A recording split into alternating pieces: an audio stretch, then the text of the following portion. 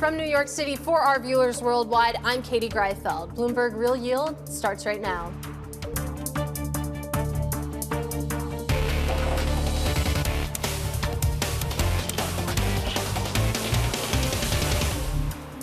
Coming up, President Donald Trump announces his long-anticipated pick to lead the Federal Reserve as one key Republican lawmaker doubles down on his commitment to block the president's bid.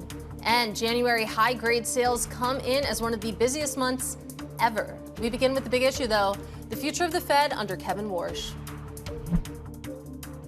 Investors know him. They're comfortable with him. I think the president had a range of better choices, and he picked the worst one in front of him. I think he'll work well if he actually becomes the Fed chair. This is going to be a very interesting confirmation process. I fully expect that Kevin Warsh will get through eventually. The test is really going to be him as a politician, his ability to influence other members of the committee. What's going to be more important is how the economy evolves over the first half of the year. Fed policy is going to continue to be determined by the economic outlook. The Fed is going to be faced with interesting challenges to come as we face an economy that has increased growth. It's going to be hard to get the whole committee on the side if the data is getting better.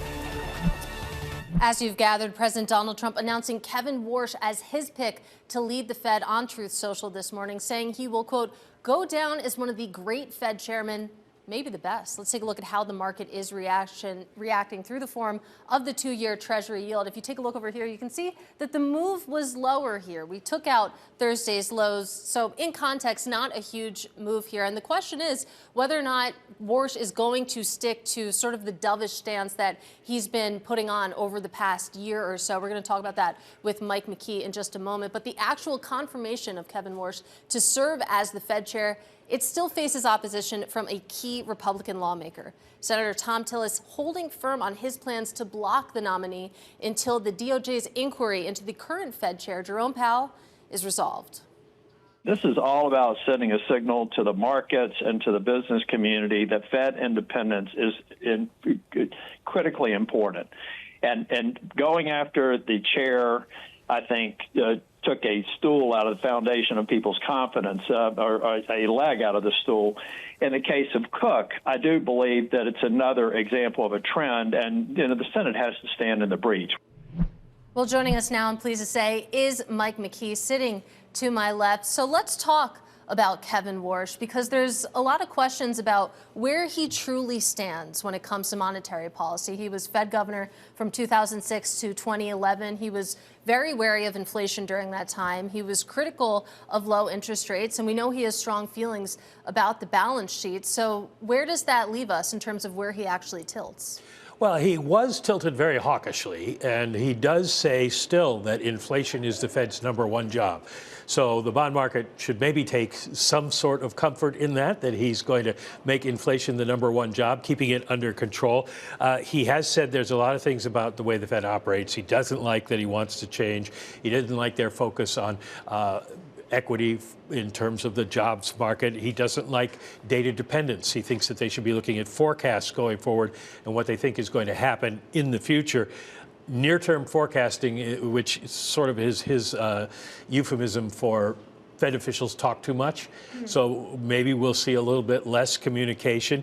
And what's interesting for the markets is that he's against forward guidance. He doesn't like that idea. He doesn't think that that's good, because you get to a point where the guidance is no longer valid anymore, but you're stuck with it as the Fed. But the biggest thing, I think, for this audience, the bond market, fixed income, is he doesn't like QE, as you mentioned. Yeah, well, let's talk about that a little bit more, because he has been super critical of expanding the Fed's balance sheet, though. But it's important, again, for context, that he's just one vote of several. So, I mean, how big of a task would it be to bring the rest of the FOMC around to his views on how big the balance sheet actually should be?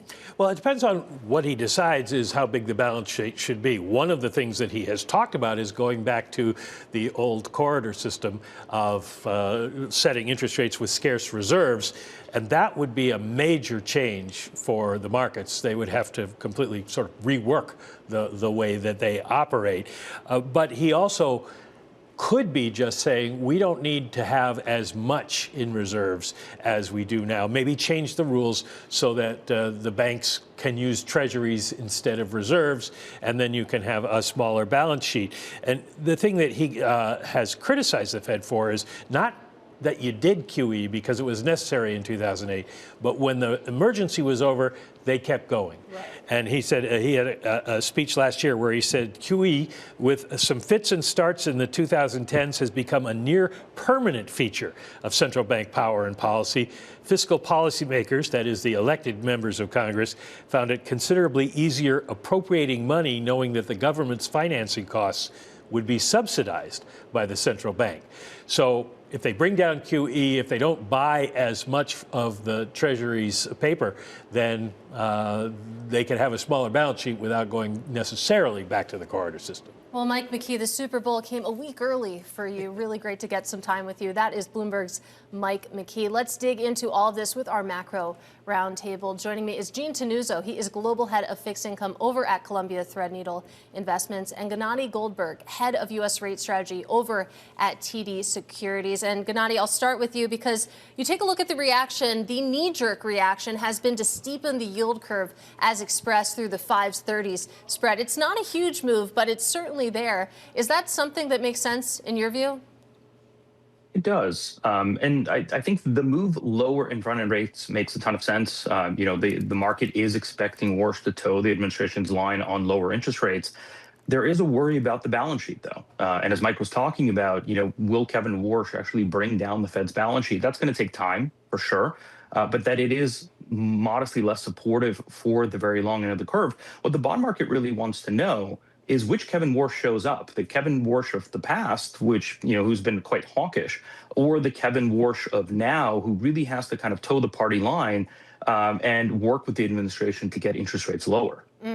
Well, Gene, let's bring you in on that point because, taking a look at some of the Wall Street reaction this morning, it seems like there's a feeling out there that, okay, maybe you get the Dove version of Kevin Warsh for this year, for the remainder of 2026, but that could translate into maybe some hawkish sort of vibes coming at the later end of Donald Trump's second term. I wonder where you fall on that, what Kevin Warsh is actually going to show up as Fed chair.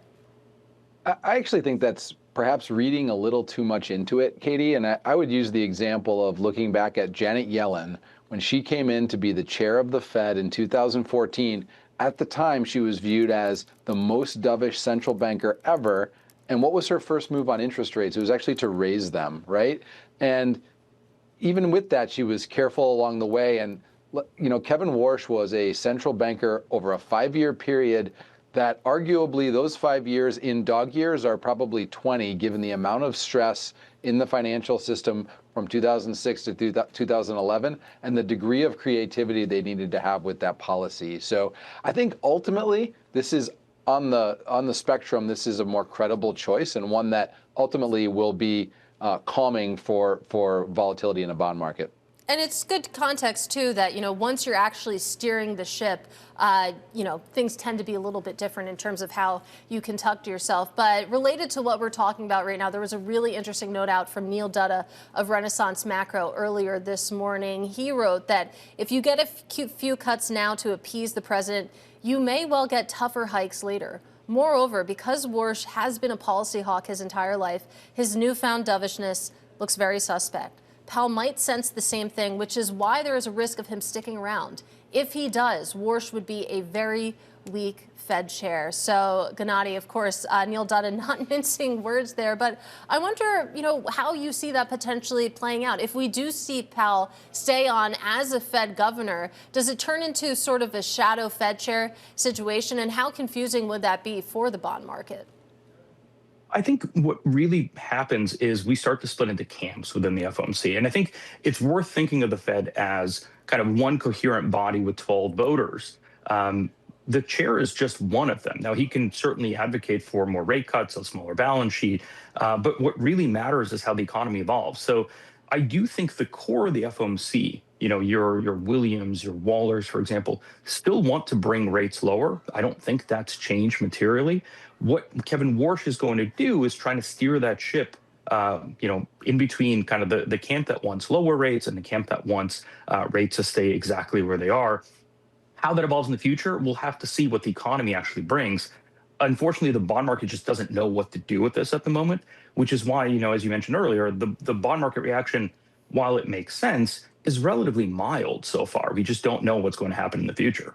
Yeah, it's a bit unintuitive, right? It's not a big reaction. You could argue that it's priced in, or you could argue that everyone's confused. Gene, I do want to get your final thoughts here. When you add it all together and you remember, of course, that we had a Fed meeting 2 days ago, does the news that Kevin Warsh did get the nod from the president, does that, affect how you're thinking about positioning, about how you're thinking about investing in this bond market as it stands?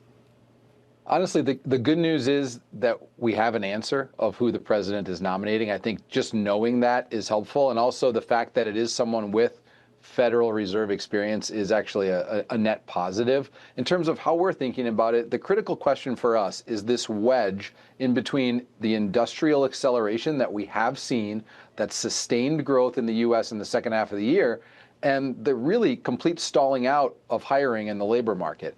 And that's the battle that this Fed and the Warsh Fed is going to need to really wrestle with through the course of 2026. And we think it ultimately means that this cyclical upswing is vulnerable. And if the labor market stays soft, it actually gives them that green light to keep cutting. All right, guys, got to leave it there. Really great discussion on this Friday. Stay warm this weekend. That is Gene Tannuzzo of Columbia Threadneedle Investments and Gennadiy Goldberg of TD Securities.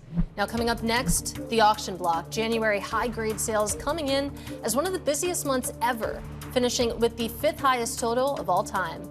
We talk credit next. This is Real Yield on Bloomberg.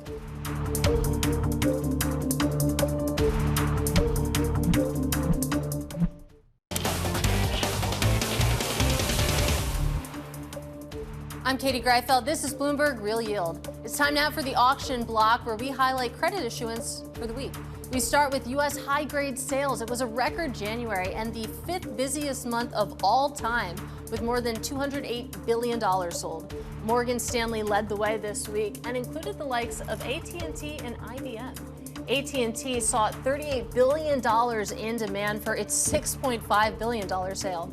The IBM also had a sale in Europe, which helped the region's primary debt market smash a January record with around 363 billion euros sold, about 9.5% ahead of last year's pace. And back here in the U.S., this month was busy for leveraged loans as well, with $165 billion in launches. It was the 7th busiest month of all time. Now, sticking with credit, Matt Milley of Miller Tabak warns investors that they need to stay nimble. The stock market looks really, really good right now, but those credit markets are, there's some issues that we need to be careful about. So investors really need to stay nimble as we move through 2026. Credit spreads are very, very tight. One problem is that widening credit spreads are not a good leading indicator. They only widen out in any kind of meaningful way after things have already, gotten pretty serious. At some point, I do worry that the credit market issue could create some problems, but right now, it's sure hard to fight the tape. We're going to dig into all of that, but let's go to President Trump speaking now about his Fed pick. About the confirmation hearings, we've heard some Tillis. You think with the DOJ investigation, this is in the whole country. I would say that this was the perfect candidate. This was not a surprise or anything. This was the man that's most qualified. Top student, best schools, everything was like perfect. Youngest person ever to serve on the Fed. Got the whole package. Looks don't mean anything, but he's got the look, right? Roger, looks don't mean anything, but if they have the look, it's okay. But he's got the whole package, and I think he's going to do a great job, and he loves the country. Mr. President, why don't you wait. Please, in the back, yes. Are you giving Iran any kind of deadline to make a deal before potentially taking Only they action? know for sure. Have you communicated that to them Yeah, directly? I have. Mr. President, do you have a timeline for when you're going to pull back potentially the federal presence there? No, we'll see how it all works out. They have to float someplace. They might as well float near Iran, but it's a rough situation going on. So I stopped 837 people, as you know, last week from being hung. They were going to hang 830. It was all set. And I'm looking at the people behind me. They're saying, what kind of racing's a lot A lot nicer than that. They were going to hang 837 people, and I told them, if you do it, you're going to pay a price like nobody's ever paid before. And they pulled back. I appreciated that. But a lot of people are being killed, so we'll see what happens. I can say this, they do want to make a deal. Mr. President, Virginia, actually, Virginia flipped the governors here, and now they're looking at 50 proposals to increase taxes. What do you think about that? Well, I think it's terrible. I think a lot of people will leave Virginia. I saw that. Look, Glenn was a friend of mine, Glenn Youngkin, and worked so hard on cutting taxes. This woman came in, and in one swoop, she raised everything up higher than it ever was. I don't understand it. I mean, people voted for Democrat, but she came in and she raised, and I'll work with her like I work with everyone else, but she came into Virginia, raised everything to a point like taxes that nobody ever even heard of before. And I don't understand. How do people get elected with this kind of philosophy? This is only in the very modern age. You know, I grew up and I've always heard politicians will cut taxes, will cut. Everybody screaming, we're going to cut taxes. I cut taxes. I gave you the biggest tax cut in the history of our country, in the great, big, beautiful bill. No tax on tips, no tax on Social Security, no tax on overtime. Interest deductions, Roger, when somebody buys a car, they can deduct the interest if they borrow money. That's the biggest thing in terms of the car business, right? American-made ones. Correct. So we have, you know, I give tax cuts and they give tax increases. I don't know how they get elected. They get elected because they cheat. You want to know the truth? If they didn't cheat, they'd have no chance. They have horrible policy. Transgender for everyone. They have the little thing about open borders so that the world's prison population and mental hospitals can be emptied into our country. It's just a crazy. Men playing in women's sports. Roger, are you a fan of men playing in women's sports? Only as a bettor. You'd like to bet. You're not a big fan. I don't think so. I don't want to get him in trouble, but I think he joins in 99% of. They say it's an 80-20 issue. I think it's maybe 99. It's 99-1. Mr. President, why are you suing the administration and the IRS? Why are you suing? Who are you with? I'm with ABC News. You're a loud person. Very loud. Let somebody else have a chance. Can you answer the question? Why are you suing IRS? ABC fake news. You're suing. Go ahead. I didn't call on you. Go ahead, please. Go ahead. Go ahead. Yeah. Do you think the upcoming ABC, talks, by the way, is truly one of the worst. Go ahead. Do you think the upcoming talks between Russia and Ukraine stand a chance without U.S. envoy Witkoff and Jared Kushner there? I think they stand a chance. We've been trying. I've ended 8 wars. All of them I thought were going to be maybe tougher than this one. But Zelensky and Putin hate each other, and it makes it very difficult. But I think we're getting very close to getting a settlement. Hundreds of thousands of people, mostly soldiers, have been killed. Last week, they lost 29,000. That was President Donald Trump speaking, of course, about his Fed pick, Kevin Warsh, along with other things. As it relates to Warsh, he did say that it's inappropriate to ask Warsh to cut rates, probably. And then he said that Warsh will cut rates without White House pressure. Let's dig into all of this with our credit roundtable. Leslie Falconio, head of taxable fixed income strategy at UBS Global Wealth Management, and Sinjin Bowron, portfolio manager at Beach Point Capital Management. Great to have you both with us. Leslie, I'll start with you, and we have to talk, of course, about Kevin Warsh as the potential next Fed chair. The implications for the Treasury market are obvious, but when it comes to the world of credit, when you weigh that against some of the corporate fundamentals in the market right now, what does this mean in your view? You know, listen, first of all, it's too early to tell, but we don't see there's going to be a lot of negative implications necessarily to the corporate credit market. Obviously, he does historically have a bit of a hawkish tone to him, but he's also an inflation hawk. So when we think about these large bear steepeners that the market may incur due to rising inflation, right? Those are the headwinds to credit. Those are the headwinds to the equity market. I think it's too early to tell exactly what the path will be, but we are expecting that he cuts. We do expect, the Fed to be, for the time being, data dependent. But certain things, when you think about necessarily credit, but like the securitized product market, where you might have been hoping for an Operation Twist to bring that back end lower, or maybe reinvesting MBS roll-off back into agency MBS. That's probably off the table, but we don't see right now really a big sort of move in terms of the credit market. Well, Sinjin, I'd love to get your thoughts there, especially, as it relates to the back end. It seems like that is moving higher, at least that's the read in the market right now. So when you think about the fact that, we have cuts coming down the line in 2026, that seems to be consensus. You weigh what's happening in the back end, and then you weigh that against very tight credit spreads. Where does that leave you? Well, good morning.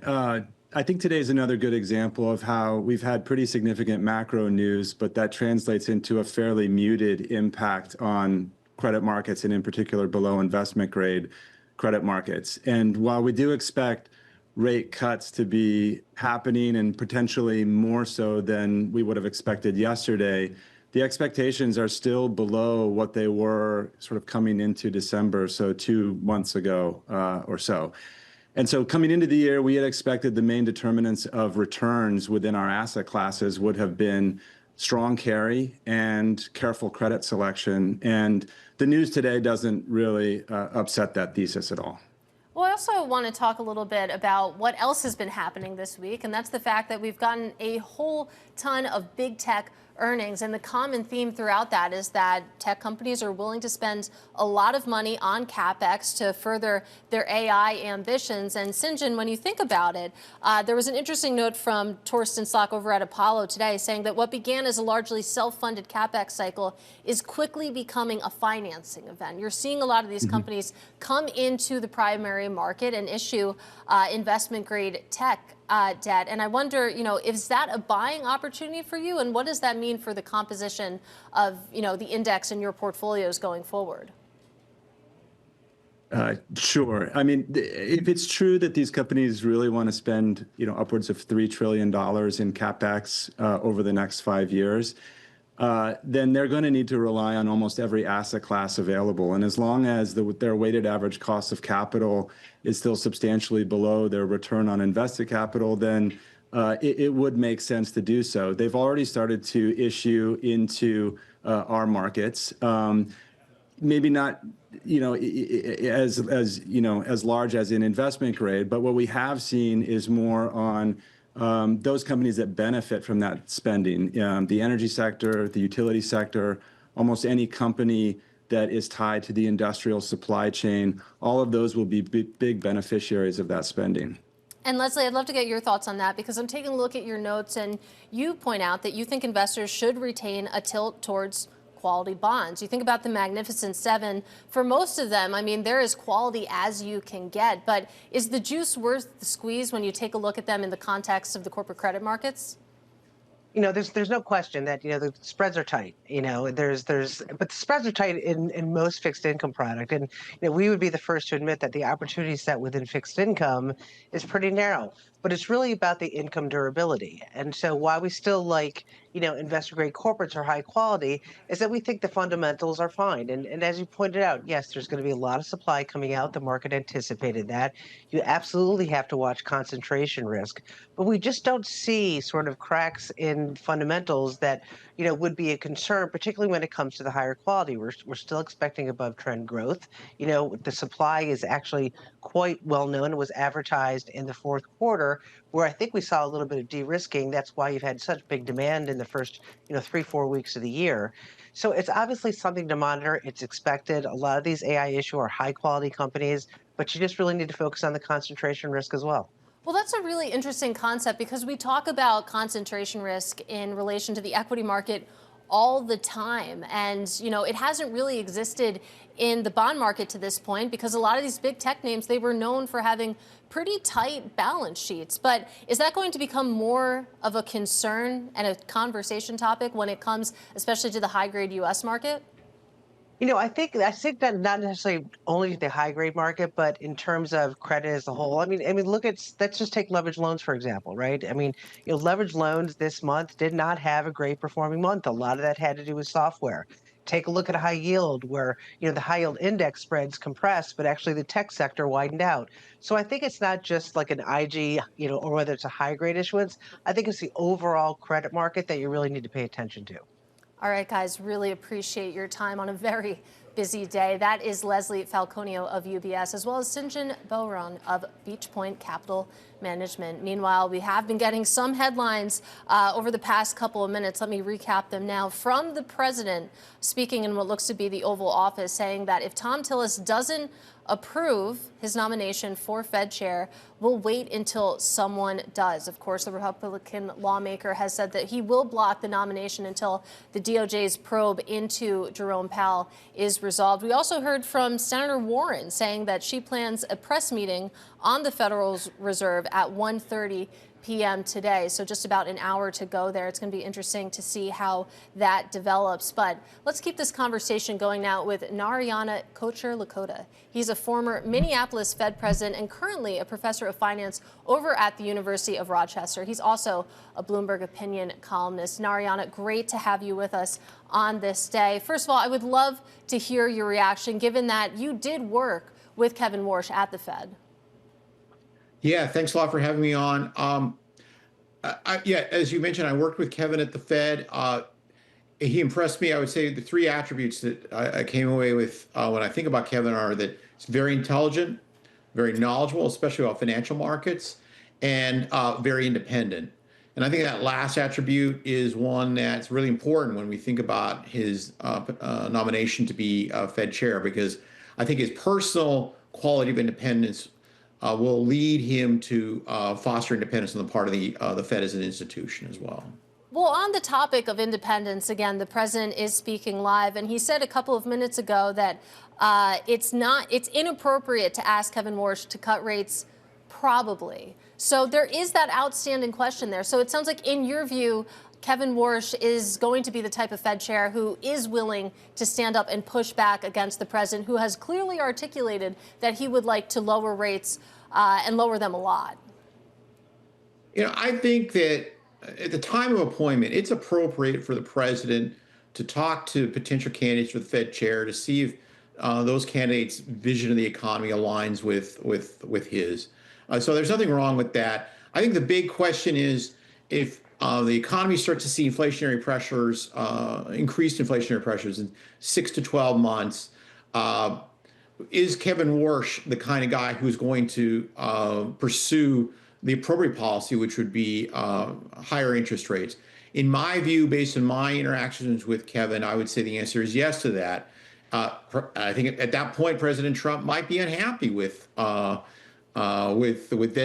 Fed Chair Warsh, but my belief, based on my interactions with Kevin, is that he would lead the institution through that. Yeah, and that seems to be the thinking on Wall Street, that, you think about his tenure and sort of the resume that he's built up. He's definitely someone who is perceived as hawkish and very wary about inflation. I am curious, though, about what you think this looks like from sort of the idea that the Fed chair has to be a little bit of a politician. As we've been making the point across Bloomberg television, the Fed chair is just one of about a dozen votes here. So it's not like his word goes. And, given your experience working with Kevin Warsh, what do you think his ability to sort of exercise that soft power and build a coalition, a consensus will look like? Yeah, that's a really important point. I worked, when I worked with the Fed, the Chairman Bernanke, Chair Yellen, they both were excellent at building coalitions behind their ideas among the members of the committee, and also among staff, who play a very important role in providing the intellectual foundation for policy choices.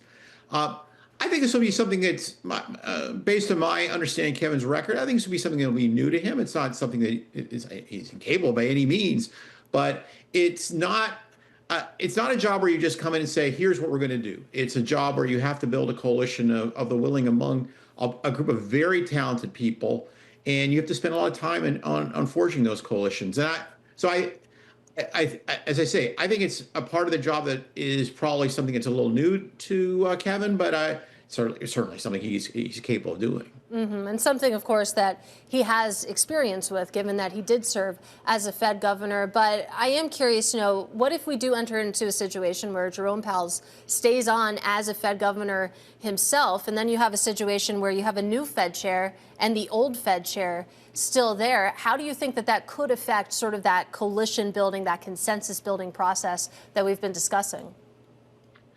Yeah, I worked with both Jay and Kevin when they were on the board of governors, and I actually don't think that would be an issue. I think they both would approach the job in an appropriately professional way, and if I'm new Chair Warsh, I would welcome having former Chair Powell. He's a man who's incredibly knowledgeable about how the Fed works and about how financial markets work. You want that knowledge base to draw upon when you're thinking about what choices to make.